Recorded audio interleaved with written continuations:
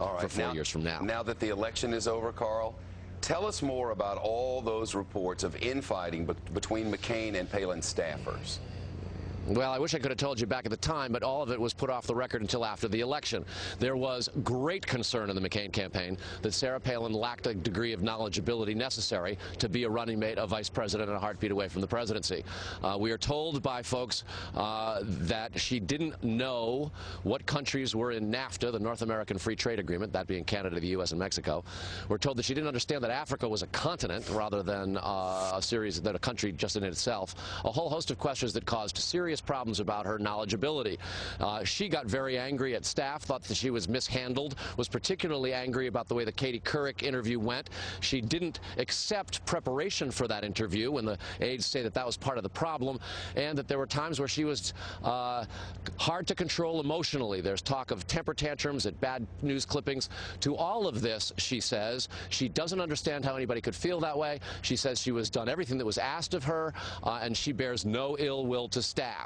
Notwithstanding that, there is to be an avalanche that will continue for many days now, we're told, of story upon story of the foibles of Sarah Palin. With that said, there is absolutely no denying, Shep, that she has stirred the passions of Republican conservatives, and a lot of them are looking for her in 2012. Many political observers are probably sitting here listening to you say this and asking themselves, how could they end up with a running mate who doesn't know that Africa is a continent, and they don't know the level of problems that they're getting themselves into in advance? I mean, what happened with the vetting process?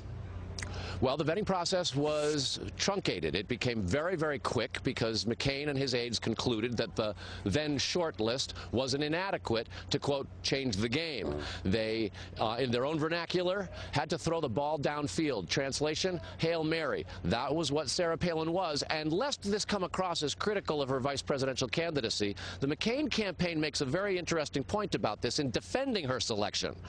From the moment she was picked until September 15th, John McCain surged into the lead, both in national polls and on the electoral map.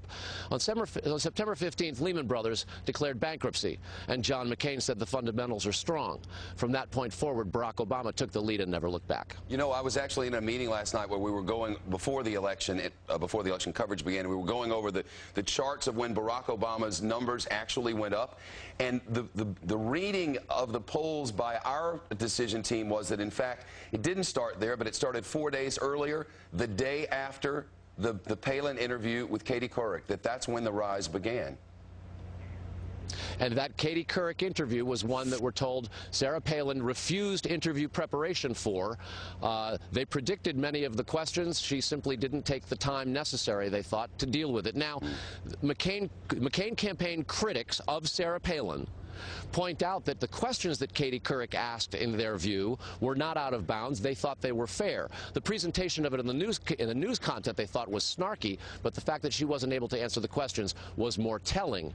Her lack of answers was more telling than the questions themselves.